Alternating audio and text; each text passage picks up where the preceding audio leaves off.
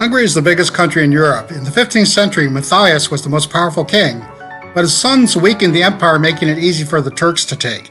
2 centuries later, all of Europe was in revolt against the Austrian Empire, who was also the king of Hungary, and who called the Russian troops to kill the rebels. Eric and I are continuing our pilgrimage tour with my classmates that started in Germany. This sign in an unusual language related to Finnish tells us that we are in Hungary, and we are hungry. Our escort Bo checks out the menu at Hotel Oroskalás and recommends the specialty of the house, Voros Boros Vad Porklov. It's a wild boar stew and it's delicious. In front of the restaurant is one of the cardboard cars left by the fleeing East Germans when the Berlin Wall came down. It's called Trabant. This is the land of Franz Liszt. There he is, sitting on a tree by the Danube, thinking of Hungarian rhapsodies that he could dedicate to his lady. We visit 3 towns outside of Budapest, each one with a character of its own: Estergom, Visegrad, and Szentendre. Estergom stands on the site of a Roman fort. Marcus Aurelius wrote part of the Meditations here. In 1000 AD, Hungary became Christian. Saint Stephen, the first Christian king of Hungary, was crowned here. Estergom is the center of the Catholic Church. Upstairs is the tomb of Joseph Szentendre, the first Hungarian archbishop. A communist dissident, he sought refuge at the U.S. Embassy.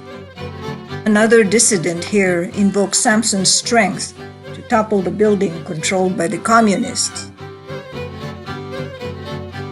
Looking down, we see the Danube knee, or Danube bend, where the river turns south. The Danube is the longest river in Europe. On the hillside is a cluster of Estergom houses, mostly white with red roofs. What a beautiful sight. Here is St. Itzvan guarding the steep steps going down. Next we visit Visegrad, the castle on the slopes, built by King Matthias. In his days it was ornamented in gold and the fountains flowed with wine. In the 1930s it was covered with nature. This fortress became the royal residence. Note the thickness of the double walls.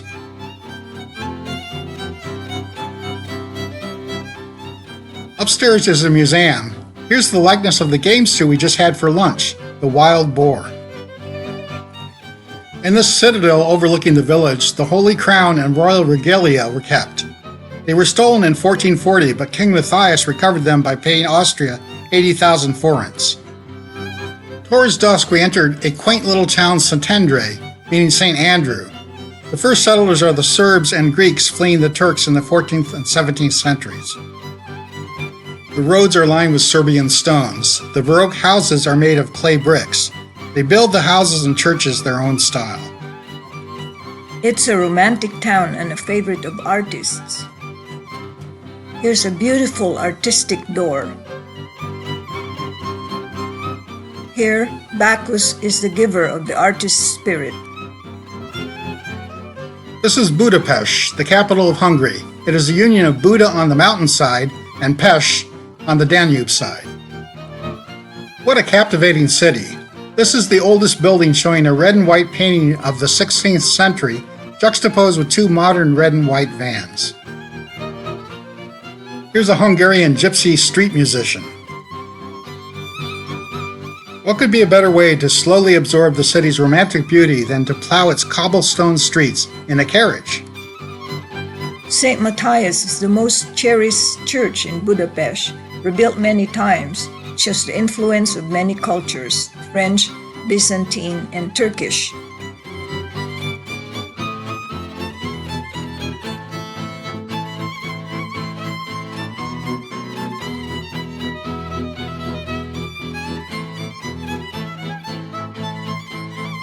In this church, Franz Liszt's Coronation Mass was premiered in 1867.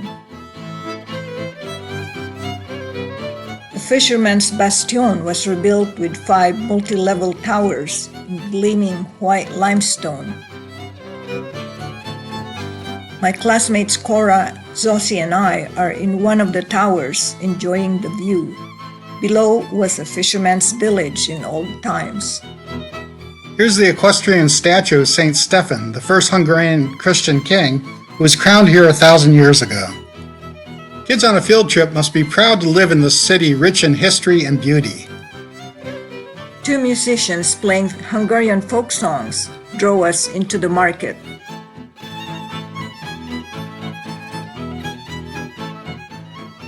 There's some interesting things for sale. How about a red scabbard to match your red shirt? This is the royal palace. Sissy from Austria likes Hungarians, but not her husband, so she spent much time here. Here are two pieces of the Berlin Wall, a gift of the young Berliners to the young Hungarians. Up on this hill is a citadella, a fort above the city. It was built in 1848 when Hungary revolted against Austria. The view is unsurpassed here. Once again, there's the royal palace with green dome. And the shops are irresistible, as Zosif overfills her luggage with porcelain dolls. And Virgie delights at the softness of this mushroom bag. The chain bridge connects the two cities of Buda and Pest. This is the opera house with a stanza of Franz Liszt. Here's Heroes Square, built on the 1000th anniversary of Hungary's existence. The 7 leaders pictured here are the 7 tribes. St. Michael the Archangel stands tall, holding the Cross of Lorraine and the Crown of Hungary, an echo of the Austro-Hungarian Empire. This beautiful building is the art exhibition hall with 6 massive Greek columns. Madonna came here to film Evita with a Hungarian producer. This is the building that looks like Argentina's City Hall, and they had to cover the trees to make them look like palms. Our tour ends at the market hall. The facade is decorated with colorful tiles. I buy a hand-embroidered red shawl, and Cora buys a beautiful multicolored lace doily like this.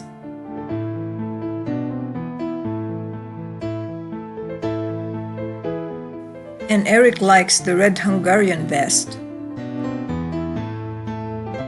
Budapest is famous for its spas. We go to the Gellert Hotel for relaxation and soaking in thermal baths.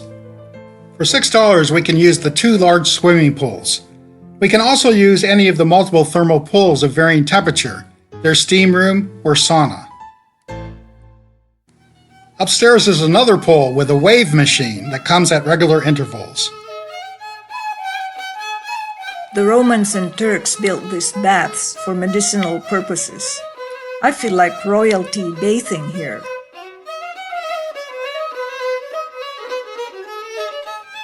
The old world charm is still intact. I slipped and fell, but I could not get a massage here at this spa, so I get one at our Hotel Mercure Buda.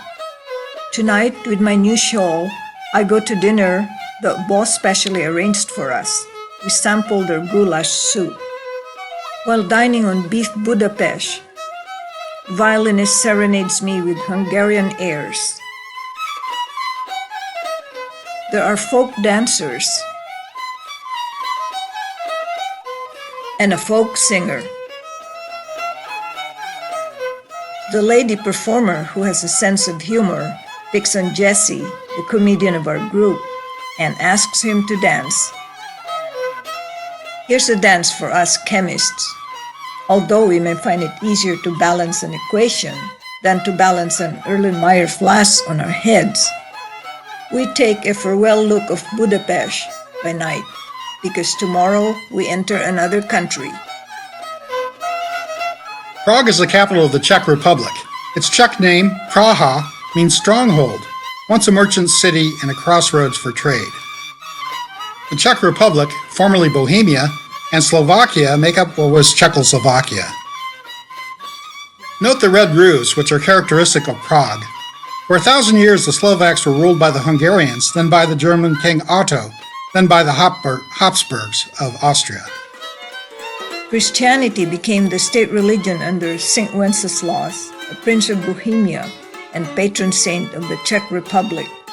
Here's the statue of the king made famous by the English carol at King Wenceslaus Square.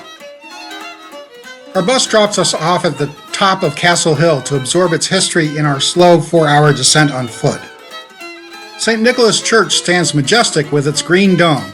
St. Vitus Cathedral's twin Gothic spires on the left rise unchallenged. First, we visit the Strahov Monastery. Its library has rich medieval treasures, which includes Bibles and theological books that were translated in 30 languages. On the ceiling are Greek philosophers like Aristotle and Diogenes. Alexander the Great, my hero, is shown with a white horse. Because the Czech Republic is too far from the sea, here's a display of creatures from the sea. Here is an extinct bird called dodo. This Bible in a box of mother of pearl was a gift of Prince Hassan of Jordan to the abbot of Strahov. The houses have 2 numbers. The red one is the industry number, the blue one is the chronological number. Beautiful religious paintings grace the house fronts. On the door is the Prague elbow, used to measure 1 yard. Loreto Square displays the Virgin Mary's house, a replica of the white Santa Casa built in 1666. The rich ornaments in the Loreto Monastery is due to 3 generous ladies. The one on the right paid for Mary's house, the middle one was the patron of the corridor murals, and the one on the left gave her wedding dress, and its 6,000 diamonds were made into a monstrance that looked like rays of the sun. The Prague Castle Gate is guarded by 2 fighting titans. If there are 2 flags, one of them is the flag of the guests. There's Vilma wearing the Czech flag in red, white, and blue. For the changing of the guards, President Havel hired the costume designer of the movie Amadeus to replace the khaki in the communist time to the chic blue uniforms. We go to the inner courtyard. This is called Holy Rood, and the arm of St. Vitus is kept in the circular chapel. This is the Grand St. Vitus Cathedral. It reminds me of Notre Dame in Paris. The stained glass windows depict the missionaries Cyril and Method, who introduced Christianity to the Czechs. The kings of Bohemia are buried behind the altar, while the kings of Luxembourg under the altar. In a separate room is the tomb of Wenceslaus. The red and white church is St. George Basilica, the oldest church. This is a house for ladies who have nobody to take care of them, built by Maria Theresa Habsburg. On this narrow cascading cobbled street called Golden Lane, you see charming little houses. We pause to enjoy the sweeping vistas below. We pause again to see the view above. It's just as beautiful.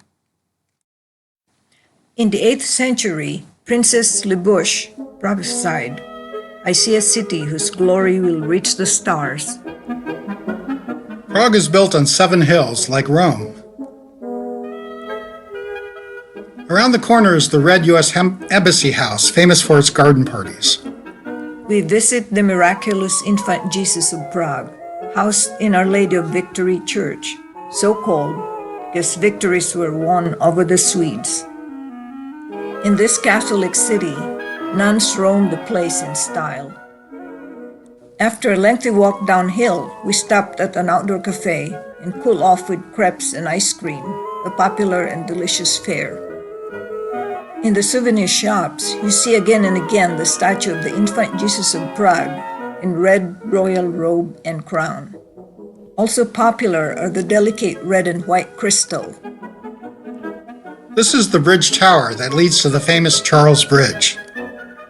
To counteract the Reformation, King Charles erected 30 Christian statues. The Charles Bridge looks like an open-air gallery of statues made by outstanding artists. The most popular of the saints is Saint Nepomuk. He's the one with 5 stars in his halo.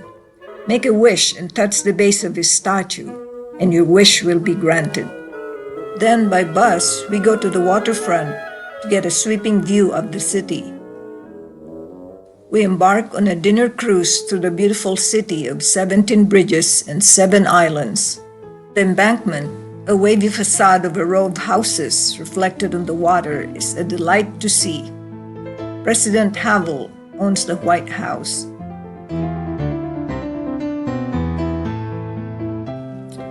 In this country that was 99% Protestant, the Habsburgs forced Catholicism. They cut heads in this place in 1621. John Hus started the Reformation movement, and his heroic death earned him a statue in this town square. As the hour draws near, visitors gather in the square for some action of the astronomical clock. A group of French teenagers sing as they wait for the 9 o'clock toll. The hour strikes, and the apostles parade through the window. St. Peter holds the keys to the kingdom of heaven, and I can say that I have seen heaven in the city of Prague.